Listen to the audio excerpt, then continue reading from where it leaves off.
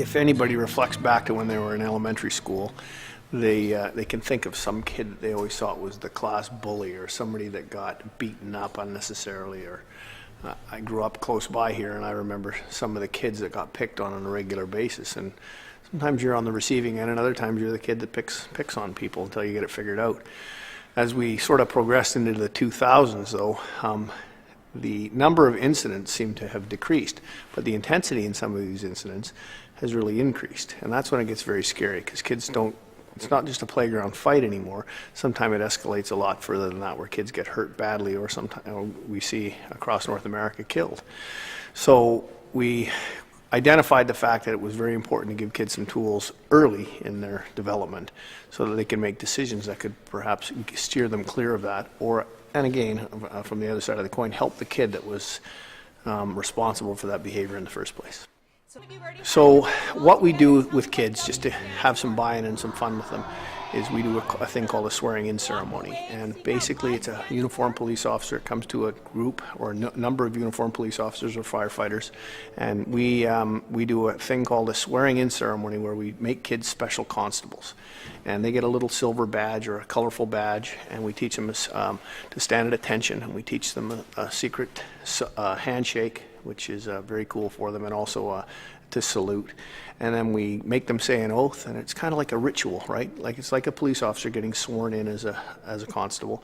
So we create a whole bunch of little special constables, not to recruit kids for the police or fire department, just to let them know they're part of this big team, and it's part of that network, right? So with that badge comes the responsibility of knowing how to use your wits, which is sort of the whole thing about tying adults into problems before they escalate to someone getting hurt. Well, I think what it does is it lets the kids know that there's people outside the building that can help as well. It starts to bring the community that's outside the walls of this building into the building, and the kids just feel more power knowing there's more people to help. But we still have kindergarten kids who the fireman or the police officer that's what they want to be when they grow up. And we've got older kids who aren't quite sure about how they fit in with those emergency personnel. So what it does is it brings them down to a level to understand, you know what, these are people who can help. They're okay. It's all right.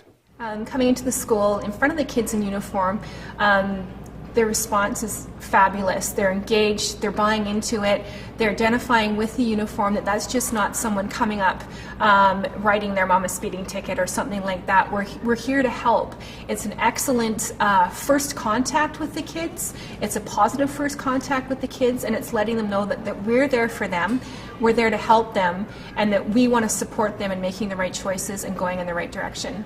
So what we think is that if it's a community-based program and they hear it from different angles, if they hear it from home and they hear it from teachers and they hear it from student athletes like we had there today, UVic athletes, or if we have police officers, paramedics, or firefighters, then it's a whole picture, and they realize that it's not just somebody telling me what I have to do. Maybe it is cooler than I thought, or maybe it is something that I should do because everybody's doing it. It's really important for us that this program is not a spoon-fed program to kids. It's community-based, and there's a whole bunch of reinforcement in the message that's put out there. So that means it's as important as it is for the teachers to relay this information and the playground supervisors. It's just as important for people from outside the school environment to give that positive message, whether it's at home or whether it's community members like myself. So if the kids are inundated with a positive message, then it makes a huge amount of difference with respect to whether or not they can follow that message or not.